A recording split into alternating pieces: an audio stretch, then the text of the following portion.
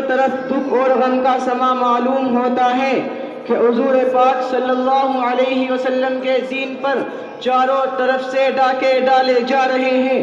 ہم راتوں کو جب غفلت کی نیند سو جاتے ہیں تو دین پر ڈاکہ ڈالنے والے ہر سمت سے حملے کرتے ہیں۔ مسلمانوں کا رشتہ توڑ کر انہیں بے دست و پا کرنے کی سازشیں کی جا رہی ہے۔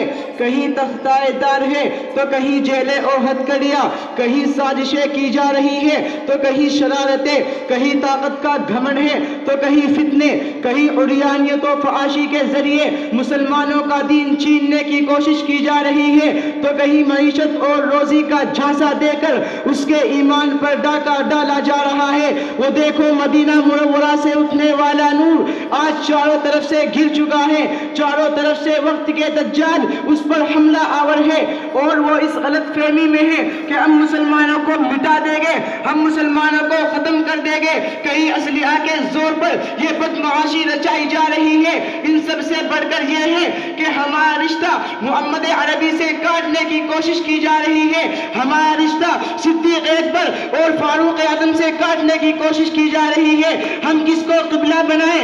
ہمیں سمجھایا جا رہا ہے کہ ماضی کی طرف دیکھنا چھوڑ دو اور مستقبل کی طرف دیکھو، تو ہمیں ہمارے ماضی کی کوشش کرنے والے شاید خوشیوں کا جشن منا رہے ہیں، لہذا دشمن اسلام کے پیٹ میں موت پڑی ہے۔ ان علماء کو دیکھ کر، ان مدارس کو دیکھ کر یاد رکھنا تم تو اس غلط فہمی میں ہو کہ ہم خدا نخواستہ نبی کا اسلام چھوڑ دیں گے، اللہ کا قرآن چھوڑ دیں گے۔ تم تو حضرات آؤ اس محفل میں بیٹھ کر دیکھیں کہ ہم نے نبی کا الفاظ و لہجہ بھی نہیں چھوڑا، نبی کا انداز و لہجہ بھی نہیں چھوڑا۔ جیسی حدیث نبی نے پڑھائی تھی ویسی حدیث آج پڑھائی جا رہی ہے۔ نبی نے حدیث پڑھاتے ہوئے صحابی کو زمزم پلایا، صحابی نے اپنے شاگردوں کو حدیث پڑھاتے ہوئے زمزم پلایا، پھر انہوں نے اپنے شاگردوں کو حدیث پڑھاتے ہوئے زمزم پلایا۔